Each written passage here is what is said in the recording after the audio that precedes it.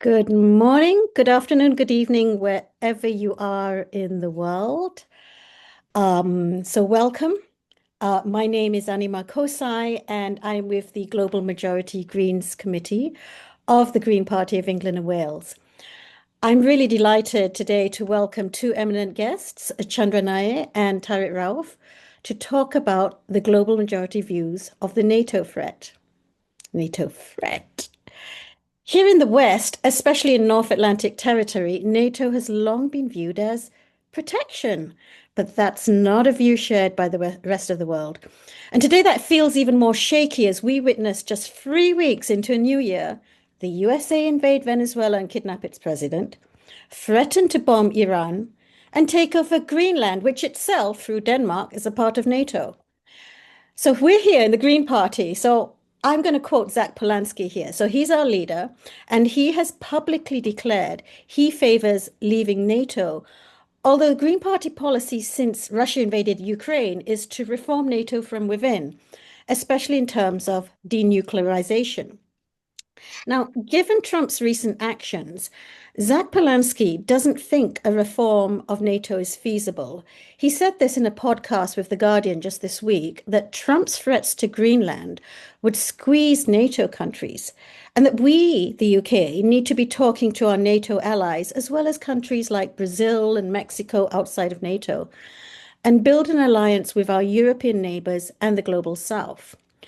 His suggestion of closing US bases in the UK following US threats against Greenland received a kind of smarmy retort from Keir Starmer during Prime Minister's questions in Parliament on Wednesday that we, the Green Party, are, I quote, high on drugs and soft on Putin.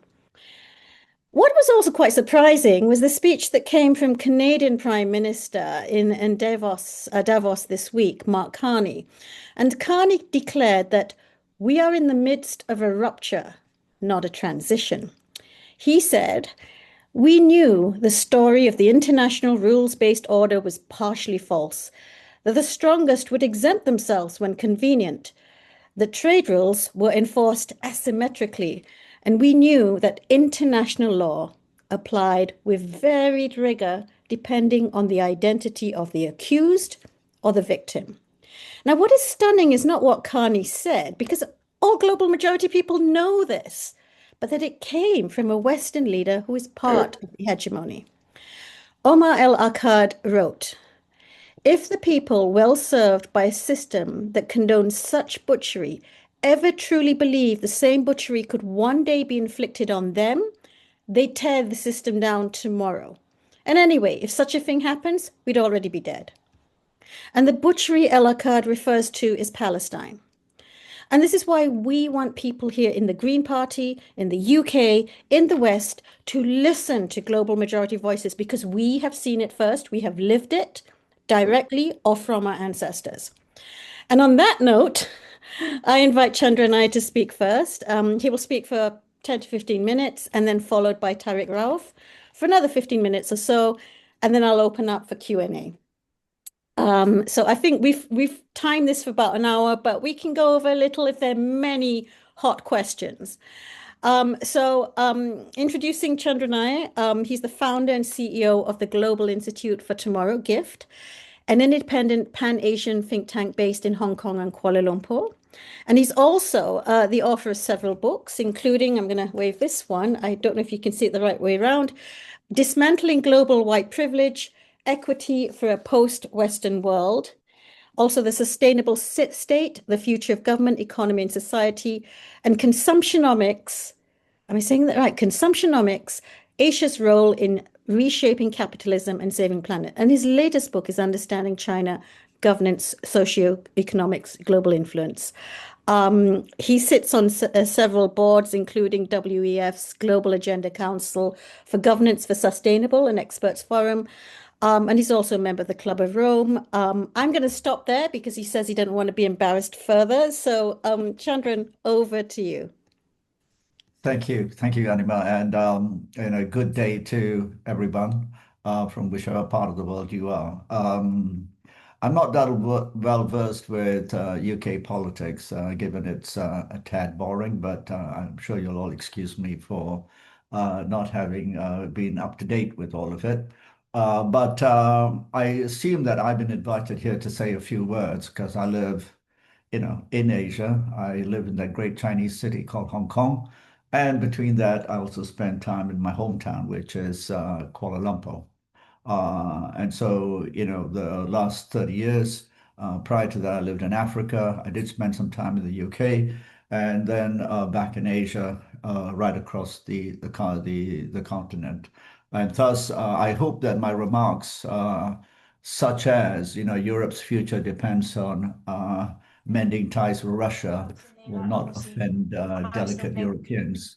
The last time I spoke in Europe, and I want to come to this point about, my views on NATO, but also the views of people around this part of the world, particularly after the events that we saw, with the Afghan invasion, and then most recently with Russia, are shaped by, a different worldview.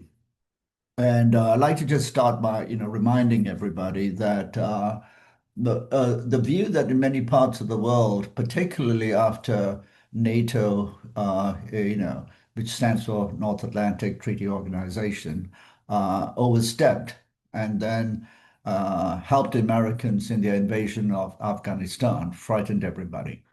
And so many of the people in this part of the region see NATO as an extension of the American military empire, the American industrial complex, which many of us know about.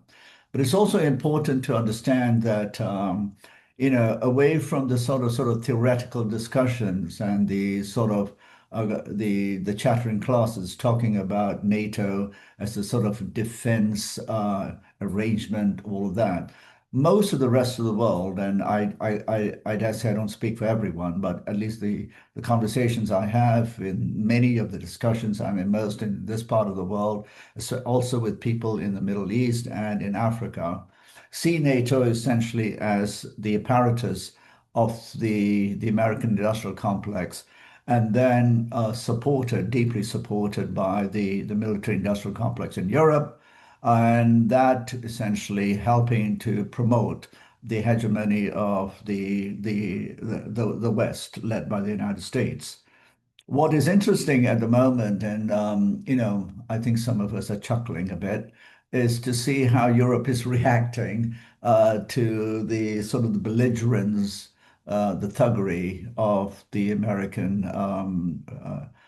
government at the moment, particularly with regard to Greenland. The farce, the farcical sort of what can I say, appearances of many of the European politicians, and of course the American president at Davos this week, has also sort of bemused people in terms of the fracture that is taking place. And I mean, Animah, you mentioned the speech by the Canadian Prime Minister, which was seen, at least in the Western eyes, as a real sort of turning point in the Western leaders saying this for the first time. But as you also pointed out, everything he said, we have actually lived through and experienced it to this day. The point he made, which I do give him credit for at least having the gumption to come out and say that as a Western leader. But the point that he made that made me kind of wonder whether he understood the hypocrisy of what he was saying, the hypocrisy embedded in what he was saying, which is when he talked about the if you're not at the table, then you're on the menu. Most of us have been on the menu for a long time, while he's had been at the table. And I believe they are the Canada is part of the G7. What is that if not being at the main table? A small country with 42 million people, a white settler community at the main table for decades, and having us all on the menu, and finally waking up. But where was Carney last year, when the carnage and genocide in Gaza was taking place? It seemed to me that the genocide didn't provoke him enough to talk about the fracture, or whatever the word, the rupture that he mentioned in the Western world order.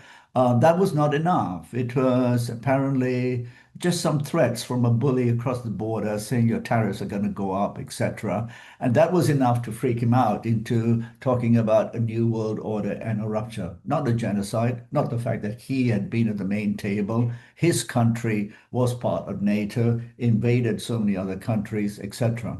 So from this part of the world, I think NATO looks like the military establishment of the United States, a large economic entity, and many of you will know that there's a lot been written about the fact that essentially it's an economic enterprise embedded within the American economy. The tech companies are all part of the NATO system, and NATO stretches beyond just the Europeans and Americans. It has its little brothers in Australia and of course in New Zealand too. More benign, but still, part of the superstructure.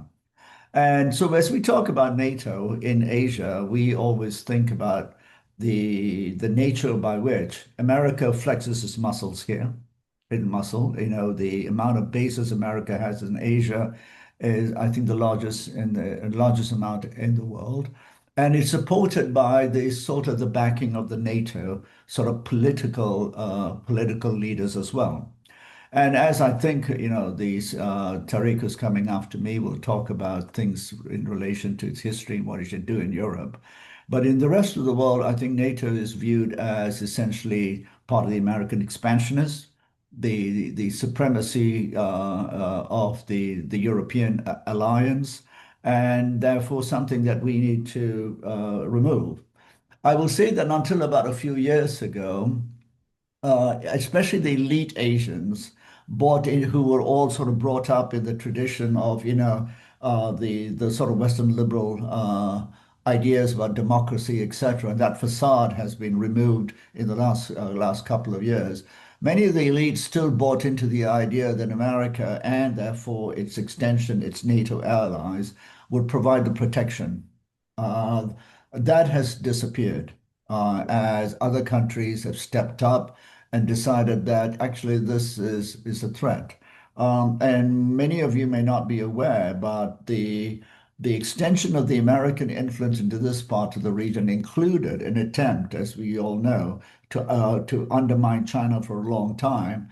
And NATO was trying to use an excuse that the Western sort of narrative, the idea that people would that China would attack Taiwan was a perfect excuse for NATO then to say we need to essentially be involved.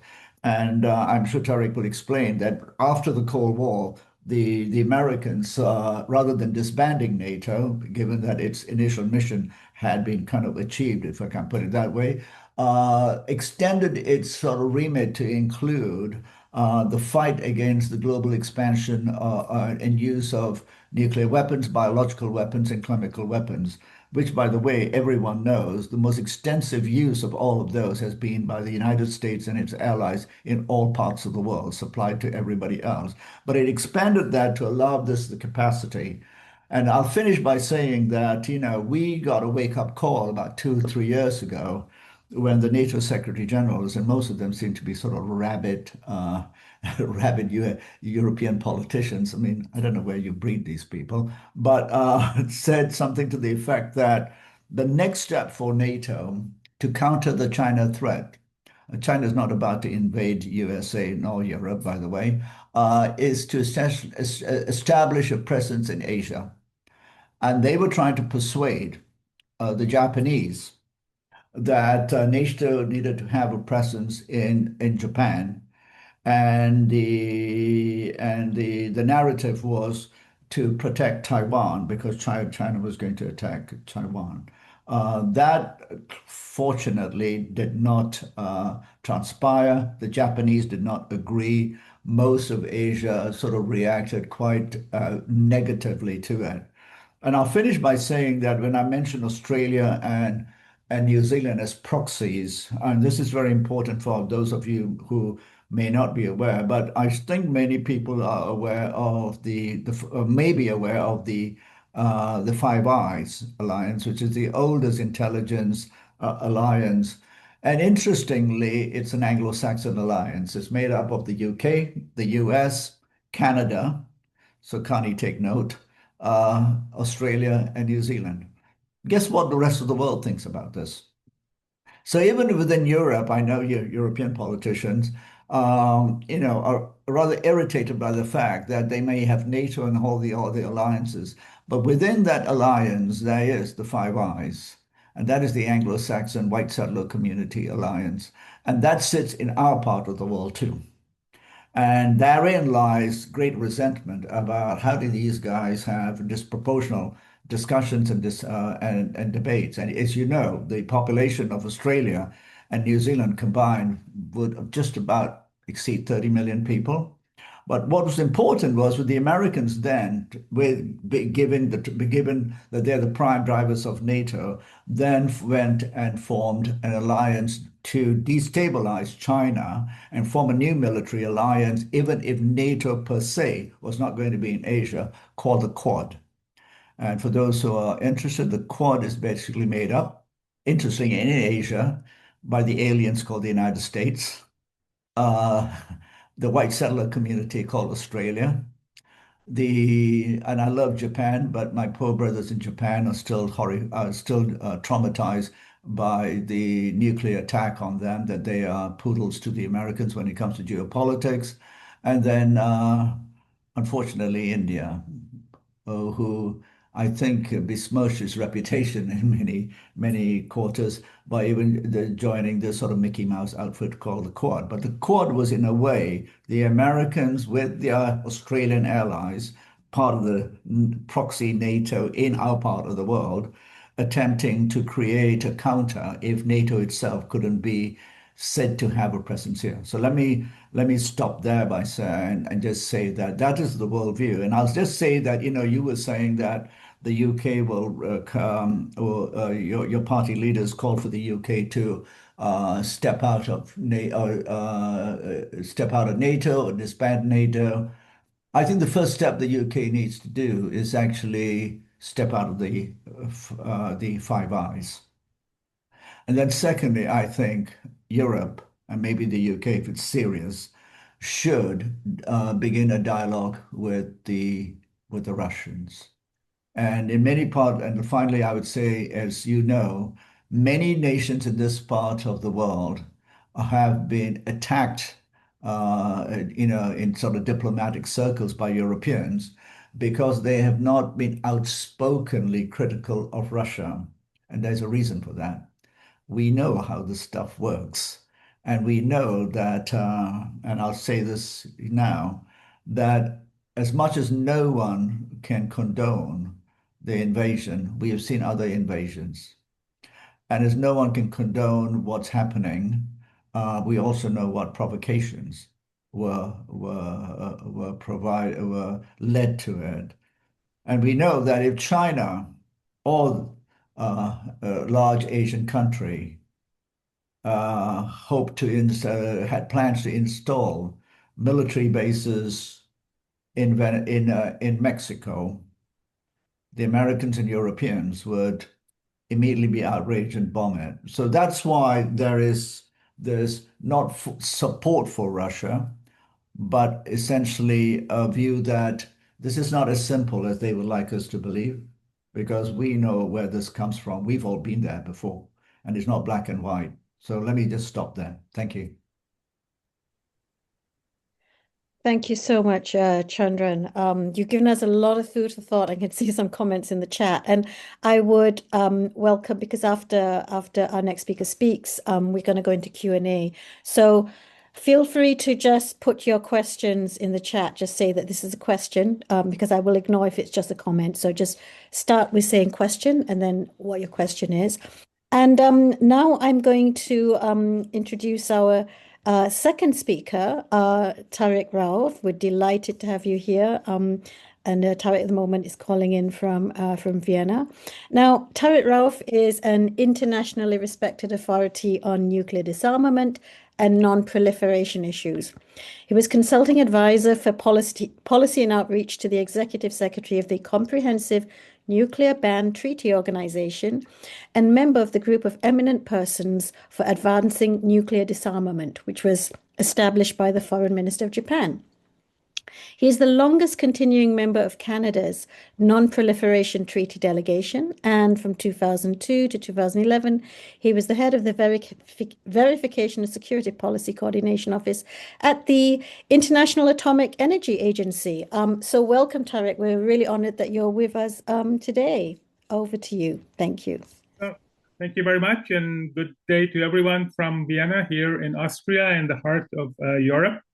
So my comments are purely personal and do not reflect the views of any of the organizations just mentioned. So I thought I would start by going back a little bit into history so that we can better situate ourselves in the current crisis that we find ourselves in. It is generally believed that today we are much closer to accidental nuclear war than we were at the height of the Cold War. And this is largely because of the ongoing conflict in Ukraine, between Russia and Ukraine, and then also deteriorating relations between Washington and Moscow and Washington and Beijing. There's only one nuclear arms reduction treaty left between the United States and Russia. And this treaty will expire on the 5th of February, just a couple of weeks from now.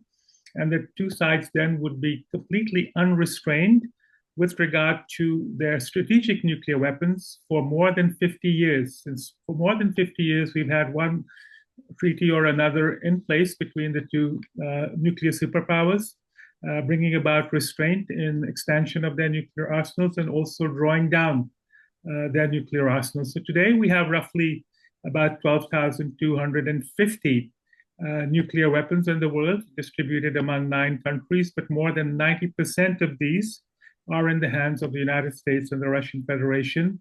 And of these, more than 2,000 are on ready-to-launch status.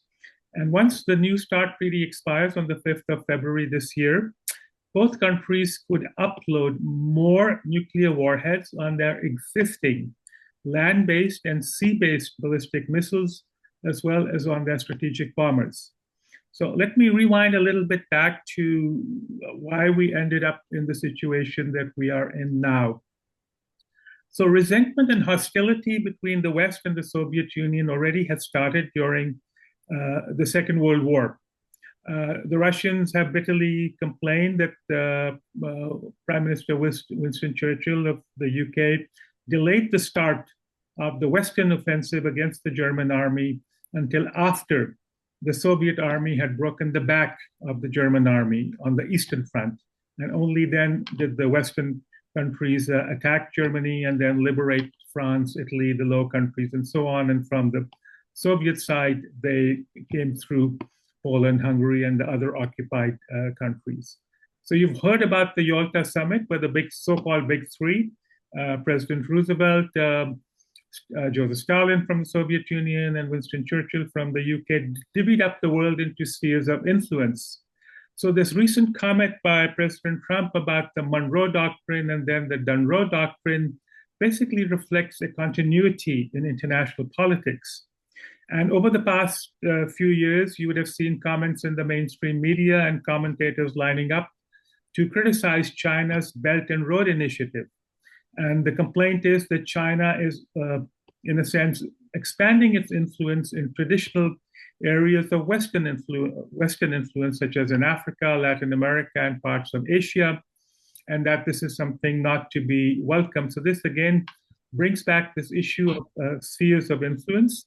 And in a sense, President Trump's interest in owning and occupying Greenland is based on his view that Greenland falls within the United States sphere of influence. It is critical for its national security.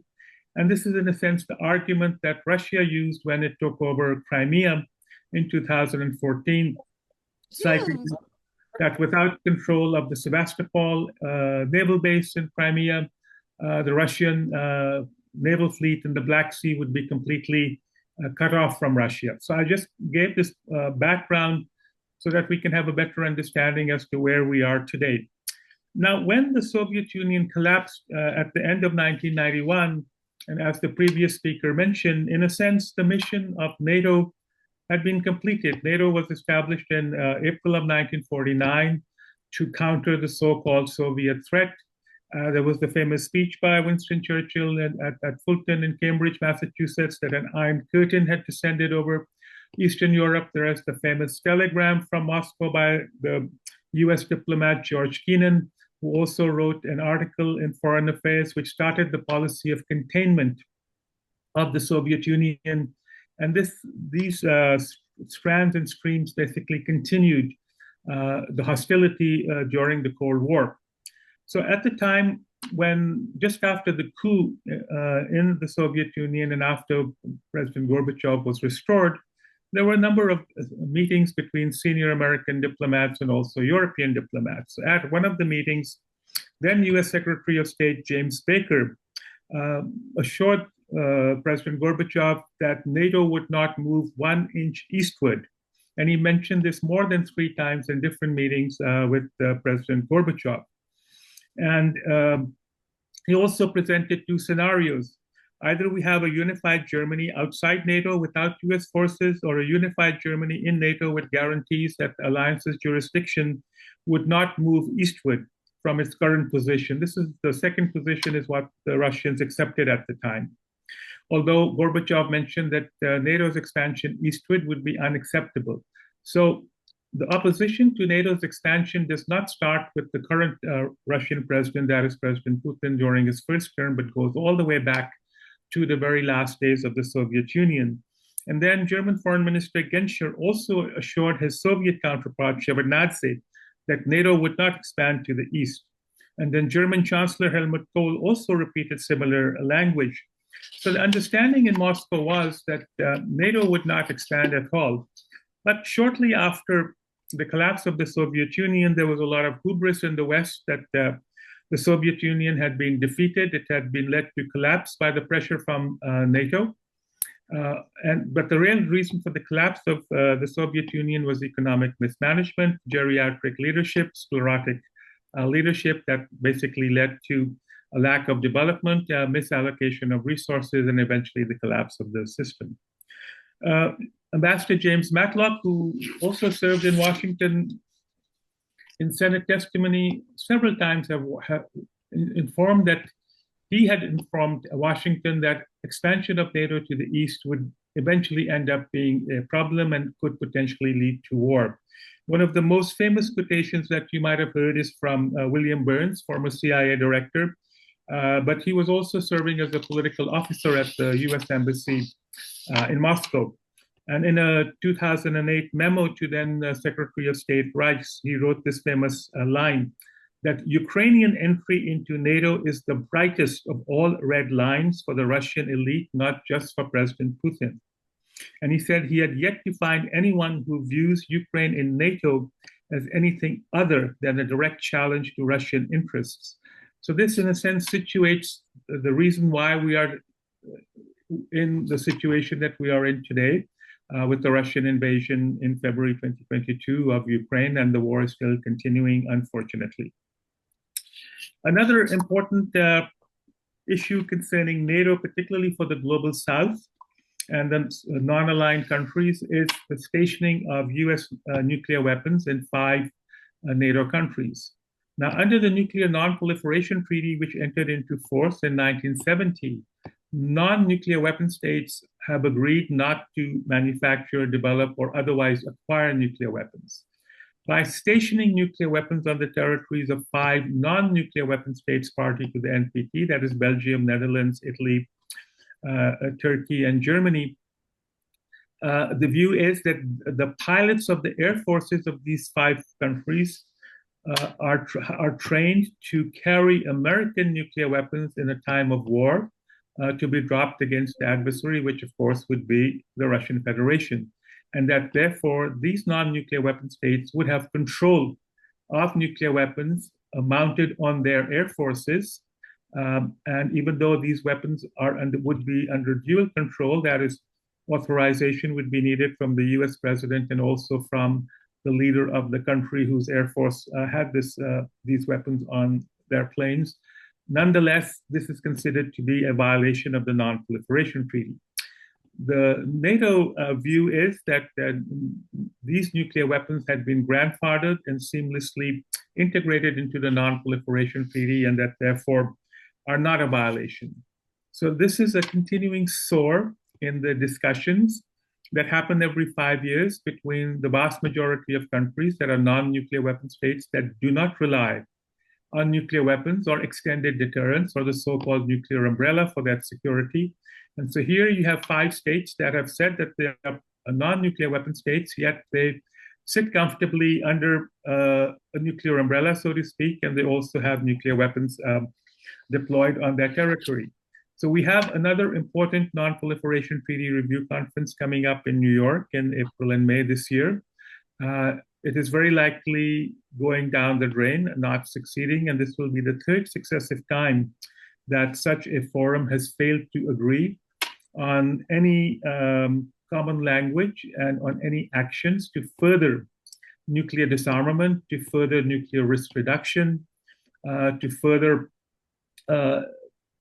bringing about strategic stability between the nuclear armed countries, and to pursue the goal under the Non-Proliferation Treaty of reducing nuclear weapons with the view to achieving a world without nuclear weapons.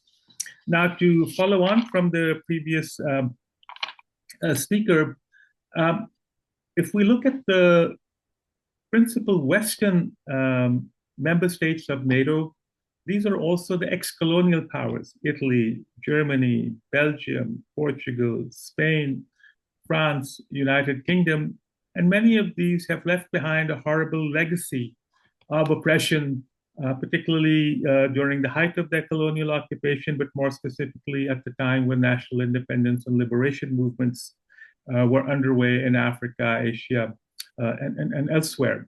And so there is this continuing resentment about those actions.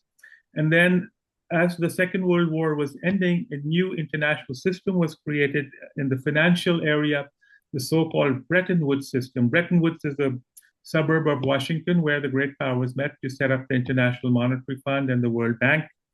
And these institutions still are dominant in the global economy.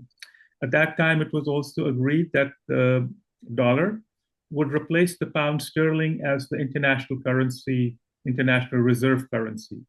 There was originally the gold standard, but the gold standard was also removed at a certain point under President Nixon's presidency. So by having the dollar as the reserve currency, it allows the United States to print as many dollars as it wants and go into as large a debt as it wants. But I think currently the US national debt is more than $3 trillion. And this facility is not available to other countries. They can go bankrupt, they can be denied loans, their economies can collapse. And in a sense, neocolonialism still exists. Most of the ex-colonies are still dependent on their former metropolitan colonial powers in one way or another. Most of these countries in Africa and Asia and Latin America are still debt-ridden. And they go from one rescue program to another rescue program. The value of their exports in a relative sense has declined, whereas the value of their imports has increased. So the real price of oil today in 2026 is less than the real price of oil that was there in 1973 when the Organization of Petroleum Exporting Countries was established. But the price of a car or the price of an air conditioner or the price of a computer today is much higher than it was then in 1973. So we have this structural issue of these countries continuing in an inferior position. And when you add to that control through the imposition of sanctions and the manipulation of international institutions, and it's sort of interesting that the Big Five are also the ones that, when the United Nations was created in 1946, originally in 1943, gave to themselves the veto power. So China, Russia, France, United Kingdom, and the United States have a veto power in the Security Council, which is the executive organ under the UN Charter. And under Chapter 7 of the UN Charter, resolutions adopted by the Security Council are mandatory on all UN member states, whether or not they were a member of the Security Council at that time. And under Chapter 7, the Security Council can also authorize the use of force by its member states, and several of the permanent members over different periods of time have used this authority to use military force against various countries, and this was also pointed out by the previous speaker. So this brings us back to this issue of resentment. And in that sense, to many of the states in the global south, the fact that once the Soviet Union was dissolved, NATO should have also morphed into something else. But NATO continued. And then with its policy, a perceived policy of arrogance, came up with this open door policy at the summit in Bucharest in 2008, and more countries from Eastern Europe began to join NATO. Part of their reason for joining was to benefit from the economic assistance provided by being members of the European Union, but also to get the protection of, in particular, the United States and the other members of NATO, so that these countries which had longstanding grievances with regard to Soviet oppression and Soviet control during the 7 decades of the Soviet Union and Eastern Europe being subservient to the Soviet Union, the perception is that they wanted to use this protection to goad the Russians. So this, in a sense, further exacerbated the divide between the Europeans, now both Eastern and Western Europe combined, and the Russian Federation. So this has led us to this very dangerous situation today. NATO continues to assert that it is a nuclear alliance, that nuclear weapons are the glue that bind the alliance together.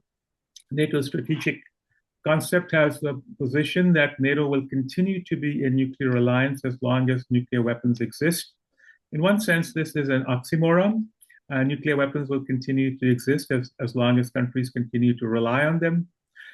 So we need to focus on the fact that not only are several of the members of NATO continuing some of their neocolonial policies in different parts of the world, but also perpetuating the age of nuclear weapons. And nuclear weapons always remain in the background and in the shadow of exerting influence and control over countries that are less developed and dependent on the international financial system, and also subject to both economic and military pressure, and also subject to sanctions. And sanctions by the European Union, by NATO countries, by others, are not subject to any judicial process. There is no place to go for a review. Individuals and companies that become subject to sanctions also have nowhere to go to plead their case that they have been unfairly targeted. So in that sense, to conclude, the international system today continues to be extremely unfair. And to a certain extent, I'm glad that the Canadian Prime Minister made some points that now we have a rupture. And I would like these views to also extend not only to the rupture in globalization and in cooperation in the economic sphere, but also that we should work towards their rupture in the existing international security system, which is still based on dominance, it is based on nuclear weapons, and it is based on unfair practices, as well as indirect aggression against the powerless of the world. So I will stop there for now. Thank you. Thank you, Tariq, and also Chandran. We have, I think, 5 questions in the chat, and I think if anybody else wants to ask questions, just start with the line question and then put your question through. So I'm going to read the first 2 and then open it up to either one of you who want to answer both, and then we'll go through the next few questions. So the first question is there any alliance, I think it says, led by the Global South? And what are some barriers that prevent this from being successful? Is it that most military technology is still controlled by the West? And then the second question, I think that's probably directed to Chandran. Chandran has described NATO's effort to extend an alliance in yet another place, supposedly for mutual defense against a mortal enemy. How does this latest agenda extend a long time pattern, especially since the Soviet Union disbanded? What does this reveal about NATO's real agenda? So, who would like to go first? Revise the question. I'll take the first question. There are a number of alliances that have been set up, such as BRICS, the Commonwealth of Independent States, the Shanghai Cooperation Organization. But these are primarily economic groupings. They're not designed to be military groupings. And at the moment, the vast majority of military spending is done by the developed countries. The United States has the largest military budget, more than the next 4 or 5 countries put together. So there really is no meaningful way of setting up an alliance to counter the existing power balance. China's rise is also being considered to be problematic and to be beaten down. Thus far, China has not used force in its international relations. It's actually not used force for more than 100 years. People are not sure whether this behavior will change. Thus far, what China has been doing through its Belt and Road Initiative is building infrastructure projects around the world. And this really has led to a lot of development. I remember being in a meeting here in Vienna where the Belt and Road Initiative was being criticized, and that developing countries were being led into debt traps. And one ambassador from an African country stood up and said, look, we've been asking you, the Western countries, to build a railroad so that we can link our country to the ocean. And for 2 years, you were dilly-dallying. We asked the Chinese, and a year they built the railroad. The railroad now functions. We asked to build healthcare centers. You again found different ways to prevaricate, and we asked the Chinese, and now there are the healthcare centers that we want. So yes, we owe them money, but had we gone to you and had you built them, we would have owed you money. So we'd rather owe money to somebody that has actually built these infrastructure projects for us. So to conclude, I think from my point of view, in the short term, there's very little possibility of another military alliance coming up. And I'm not sure the creation of another military alliance is going to lead to world peace. It's going to really perpetuate the conflict, lead to more defense spending, and potentially increase the dangers of accidental accidental war.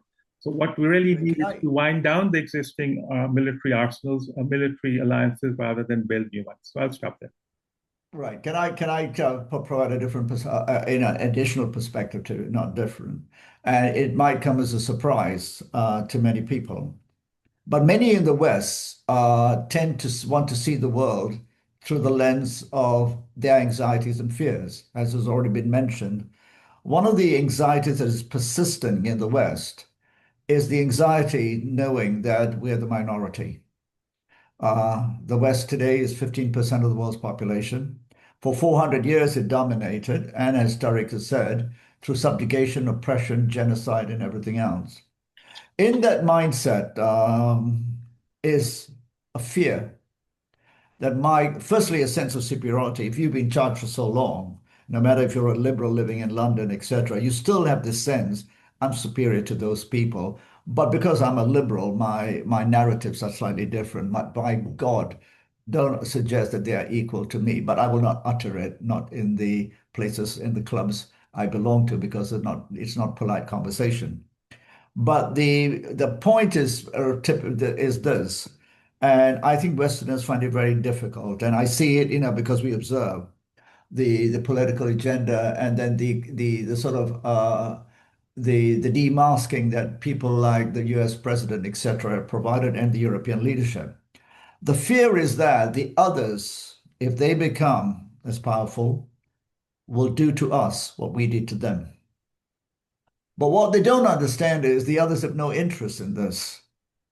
And this is why, to Tariq's point, there is no interest in spending, so much money And there's actually, when you spend that kind of money, you're buying usually typically from big arms manufacturers, etc. You're providing economic growth to the Europeans, the Americans in particular. That's what they want to do, deals.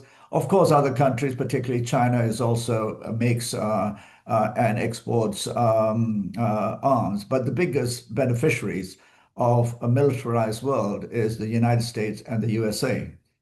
So the others have no interest in this, really no interest.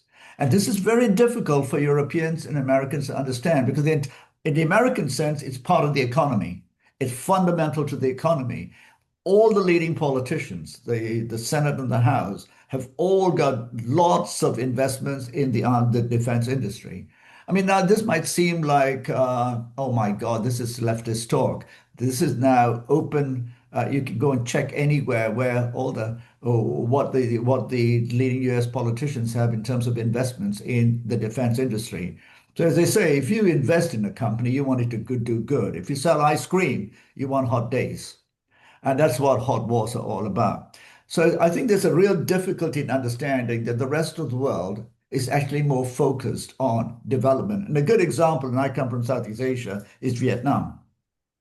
Vietnam was essentially a bomb to smithereens, Cambodia, etc. And they beat the Americans. They beat the French before, they beat the Americans. Poor people beat these people. And you would have thought that the Vietnamese would have great resentment. The Vietnamese don't hold a grudge. Why? After 100 years or 200 years, particularly about 100 years of suffering, they're not interested in wars. They're interested in development. They're interested in, of course, defense protection, but that comes through a different approach, which is negotiations, alliances in the region. The ASEAN region has had no conflict of any sort of major consequences since the Americans left. None. And the Chinese, and this is very difficult, I think, for Europeans to understand, have no real track record, and I know that people talk about Tibet, etc., but have no track record historically of invading other countries, far-flung countries, and taking up, foreign land, etc. And even if they did, as Tariq said, they've not been involved in anything for about, I think they've not dropped a bomb or shot a bullet in 70 years. Why? They are more focused on what's already been mentioned, development. And they're very focused on peace through development, a shared future for humanity. Even as I say that, I suspect that some in the audience say, oh my God, that's all sort of hocus pocus, airy-fairy stuff. But this is so difficult for the Western mind to think about. That there are civilizations and there are development progress in parts of the world, but people are not interested in conflict. They're interested in development. And that's why, there's a Chinese saying, no, there's a saying amongst those who have, experienced the Chinese sort of development. And I'm not saying it's perfect. There are issues. But it's not colonialism in the way of missionaries, disease, guns, and bullets, and wars and plundering. It is making deals, and there will be things that could be said about how China deals with certain countries. But one of the things I heard, you will hear many people who have experienced the Chinese development is, and in a way paraphrase what Tariq was saying, is the Americans bomb, the Chinese build. And even if they build a bit wrongly, at least it's not killing people and it's not destroying things. And watch what happens in Afghanistan over the next two decades, provided the Americans and NATO don't feel the urge to come back and meddle. The Chinese will be building with the Afghans and hopefully and without interfering, and hopefully build that country into something that, at least people can have a decent life. Now, the other point that was made was that, is the mutual defense. What mutual defense in trying to defend Taiwan? What mutual defense? So I would say that NATO needs an enemy. That's the industrial model. If you need clients, you need to sell your product, and NATO needs an enemy.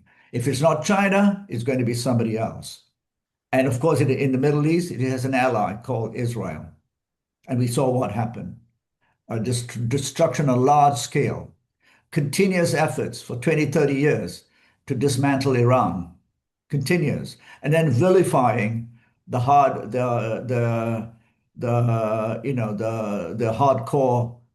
people who then come in power to defend their country, who misbehave, but constantly doing this. And for those who are not aware, sanctions just in Iran, a country I'm a bit familiar with and visited, and some of the smartest people in the world have withstood 30 years of sanctions, supported by Europeans.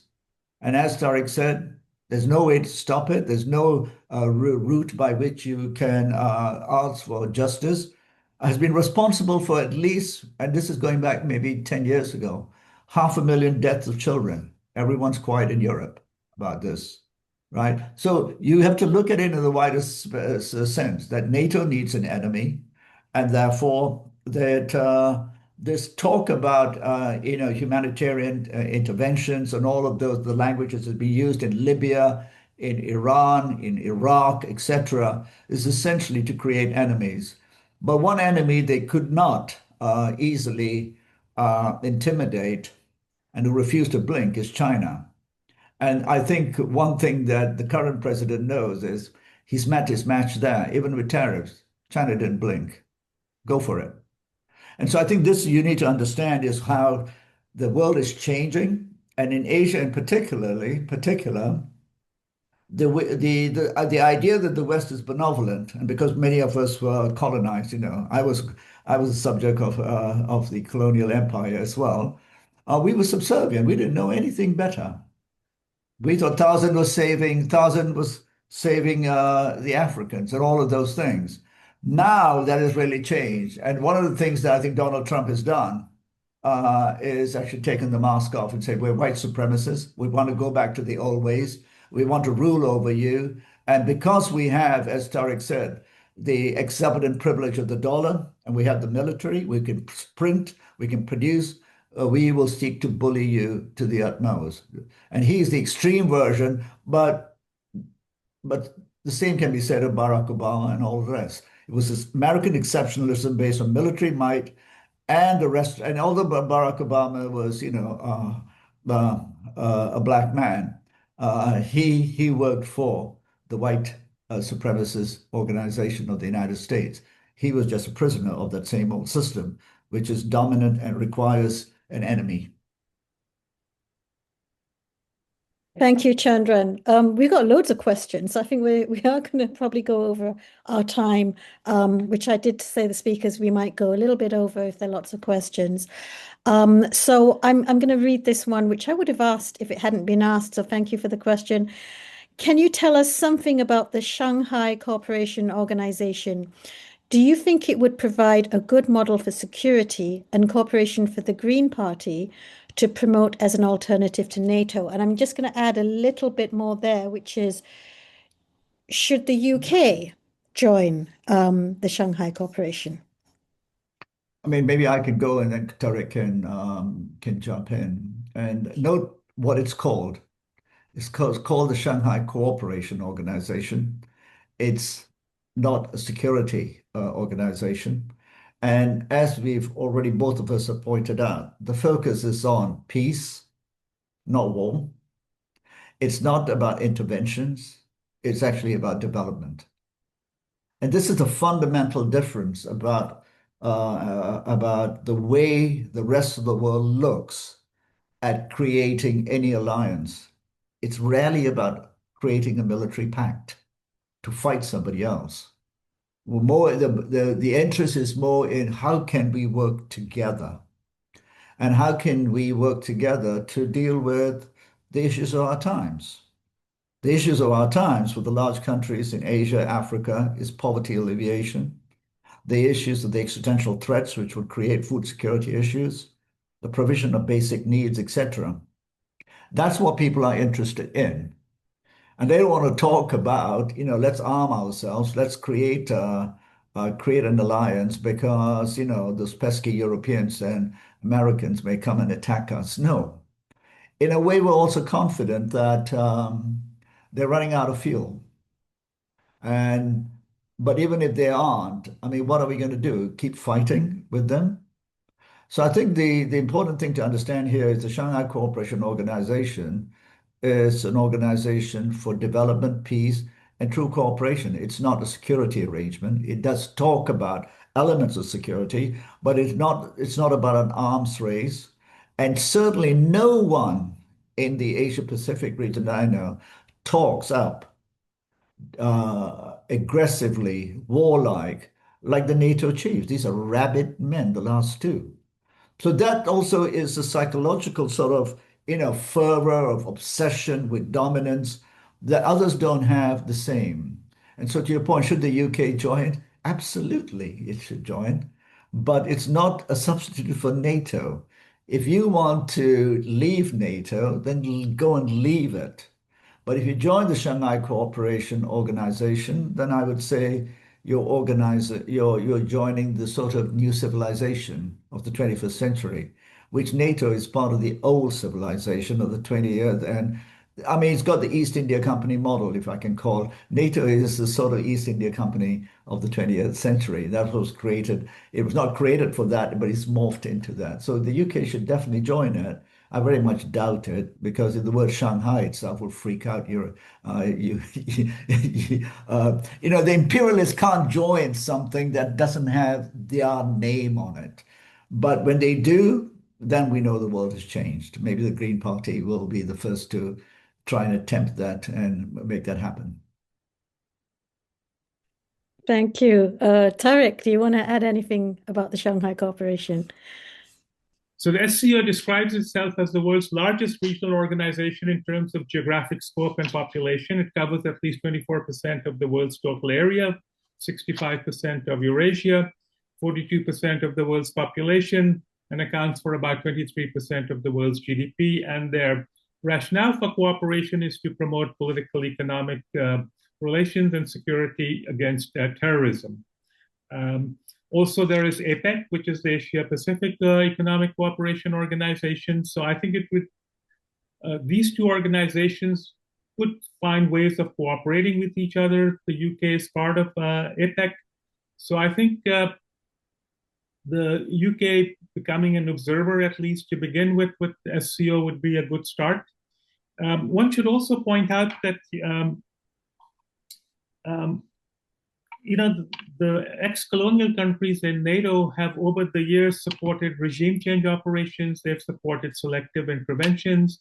Even today, they continue to support friendly, authoritarian, anti-democratic countries. So this argument that NATO promotes democracy, peace, and freedom is really not a very honest argument. My colleague is not going to like my next comment, but unfortunately, I had to run into diplomats every day, and there is still this overhang of colonialism. Absolutely, I agree. Colonial countries still, in many cases, are deferential to absolutely. people from. I write about this in my book, actually. Yeah, and part of the reason is that they don't have the resources to have large foreign ministries, so that you can have continuity and institutional memory. So there are large records kept in Paris, Washington, and London because they can afford to have large organizations, large institutions, pay a lot of people to spend their life working here, whereas in the developing countries, they don't have the same resources. So it really frustrates me when I go to these international meetings that somehow the Global South's voice tends to be muted or doesn't rise to the level that it needs to rise. I try to help some of them behind the scenes and get criticized for that from other quarters. And so one of the things that I now do is be part of a number of programs which trains young diplomats from the Global South to stand up for themselves and to empower them with knowledge and documentation, so that when they stand up and take the microphone, they can support what they're saying and not be beaten down and bowed down by pressure from the other side. I mean, if I could add to that, and I'm very glad, Tariq, you brought it up, and I totally support what you said, and I speak extensively about this. And this is not simply about resource access, it's much deeper. It's actually the capture of the mind. And people, again, don't understand. Many elite Asians essentially seek legitimacy through association with Western institutions. Where do they still want to go and study? They want to go to Oxford, Cambridge, the UK, etc. Ask them to go to a great university in India, and they don't want to go. It's captured the mind. So the decolonization of the mind is extremely important, and many have written about this. And many of our leading diplomats, etc., are schooled in that same thought. So all you need is a Western diplomat to turn up. And we call it, the white man to turn up. And then everybody shuts up. And I was on a podcast yesterday explaining that, we still have ridiculous situations where we have a conflict in Asia, and the UN and others send people, and they're typically all white guys, some coming from obscure countries like Norway, Sweden, etc., who have no clue what's going on, but they are the ones. So we have to actually develop, and this is what I suppose Tariq's doing, and I try to do this, build a whole cadre of cohorts of diplomats, the young generation who are confident. It's not about resources, know their history, but are not subservient. But that subservience is deep rooted. And if you're Asian and African, some of my brothers in Africa will know, and I lived in Africa for 5 years, it's deep rooted. As soon as a white guy turns up, he occupies the space. That's how it works. And that's how Anglo-Saxons in particular leverage that. You just need to speak in good English, and then you dominate and you get on the BBC.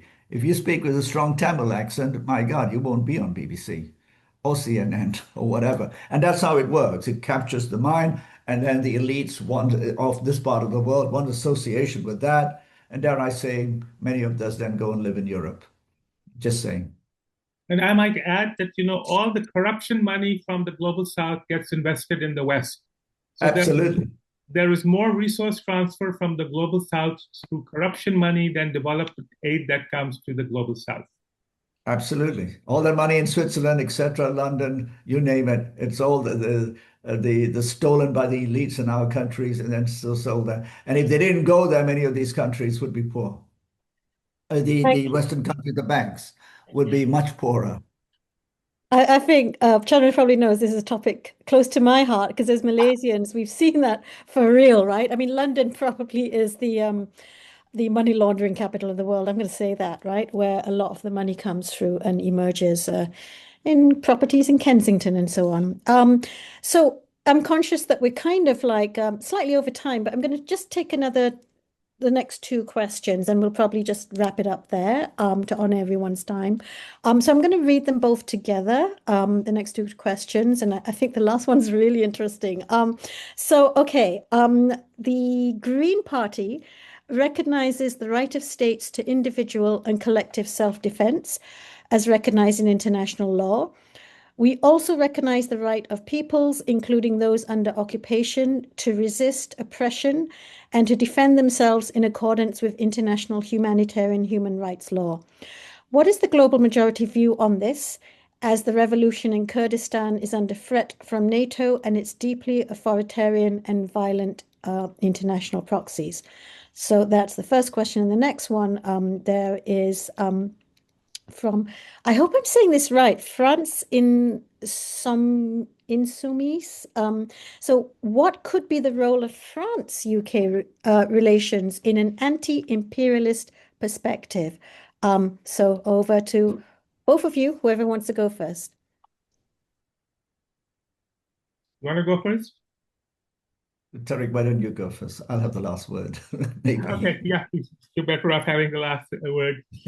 Well, France and the UK are, two big imperialist powers, so I don't think that they would be able to cooperate in the interest of the global south rather than it would be the other way around. Can you just remind me of the first question in 2 words? I sort of lost track.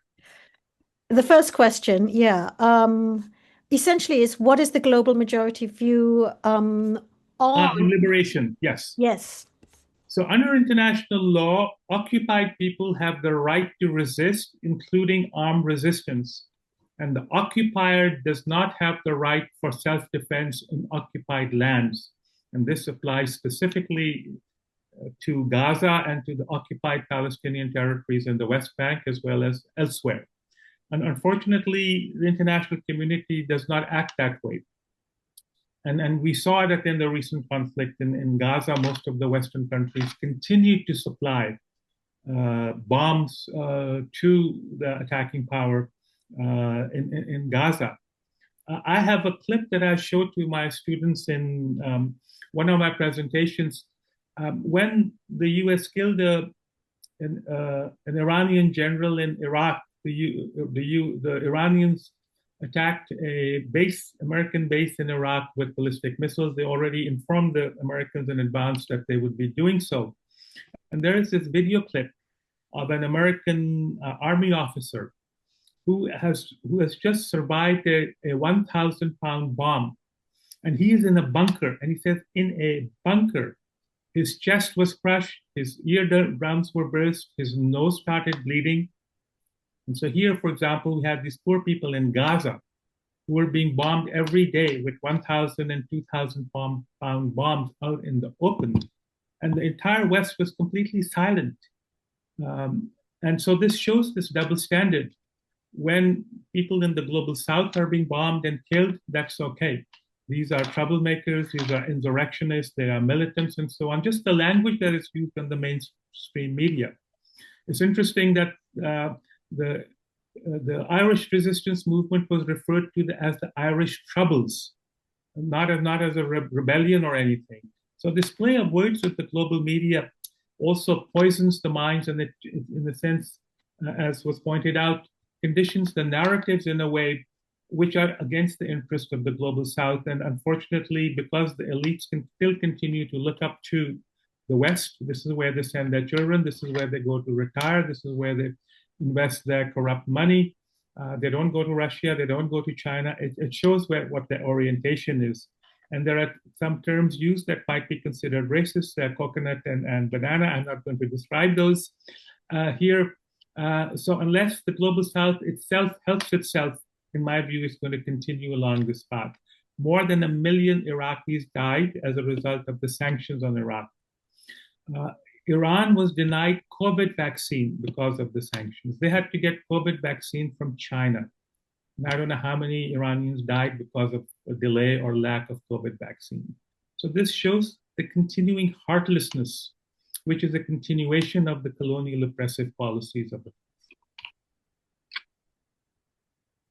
I mean, I may just add to this, very quickly, and I think Tariq said, yeah, I mean, my view to that second question is the same as Tariq. Dream on if France and UK are going to form some sort of anti-colonial alliance. But I dream on hoping that the European populations may get out of their stupor and wake up. And I've been talking to my American friends who said it's terrible what's going on. But I said, you're all complicit. I don't see any revolution brewing in the United States. I don't see anyone burning anything down. I don't see anyone taking it on because you're all beneficiaries of the system in some way or shape. So you can become armchair sort of revolutionaries in discussion. You're not that angry really, because if you did and you felt it, you'd be doing something else. So I think, dream on, but maybe people, the public, will get more revolutionary rather than be sort of placid, sort of political armchair politicians. But a couple of things that Tariq said, which I think is very important to think about. When he talked about the international community as well, and that's a term used by the West to say the international community. The international community is usually them and their friends. The international community doesn't include the majority of the world. So that too is language that has mainstreamed in a way to say we have the support of the international community. No, you don't actually. You hardly have support of even 20% of the world's population in many of these things. So language is important. And in that sense, Tariq is right about the media. And I have written about this if people are interested, but the military industrial complex is called the MIC. But you need to add another M to it. It's called the military media industrial complex. the media, the Western media, in the last 2, 3 years has lost all credibility, even among those of us who had our minds captured by reading The Guardian when we were students and become a right-wing rag at the moment. And, I mean, not as bad as the Telegraph, but just as, awful when it comes to China and all these countries. So we have to understand that NATO, coming back to that point, has actually captured through the owners of the large media companies, the media as well. And the military-industrial complex is a double M, MMIC. And the last point I will make that you said the Green Party has this commitment to collective self-defense. Who doesn't say this? I think the Labour Party says this. I think the Conservative Party says this. The question will be, if you come in power, will you actually act on those commitments? Up to now, no political party in the West has been able to translate the rhetoric of being out of power and then coming into power and actually implementing. I mean, look at your current prime minister, was supposed to be a human rights lawyer once before. So I think there's much more of a systemic pressure to to to conform and not do anything. But there's also state violence, which you accuse everybody else of having. And I was talking to my American colleague, like, why isn't there enough resistance? And I noticed someone just said that I'm wrong, and we can have a conversation about that. Why isn't there more resistance amongst the Americans? And he said, because the state violence is everywhere. The surveillance is 100%. And all Americans know it, whilst accusing the rest of the world of surveillance. You can't step out of your house with an intent to protest against the state in any way. So the violence is great, the surveillance is huge, the military establishment is huge. So no one dares budge. And therein lies the complexity of, well, where's the resistance coming from? Who will take down the American system? And that it has to come from the American people. Who will change the system in Europe? It has to come from Europeans, but it's too timid. The surveillance is huge. And you've all seen it with Gaza, that, I've seen videos of 60-year-old grannies and being taken to prison in the so-called free world. And then you're talking to me about things in Hong Kong, where no one died during the protests, etc. So the hypocrisy which Tariq mentioned, and we are just like, okay, we don't need to listen to these people anymore. We have our own problems. And let me just say that I'm not saying that there are no problems, there are massive problems here. There are corrupt governments and all of that. But we don't need lessons from the West, and certainly we don't need military intervention from the West. We need to sort our own problems out because we've had enough problems created by intervention, military intervention of essentially an economic vehicle called NATO. Thank you. Well, thank you. I'm now going to ask if either of you want to wrap up. I just want to say that there are people on this call who've been have held cardboard and got arrested, whether they're grannies or not. But thanks for pointing that out, Chandran. So, who would like to go first? Maybe just take a minute to sort of wrap up in terms of the global majority view on the threat of NATO. Either one of you who wants to go first.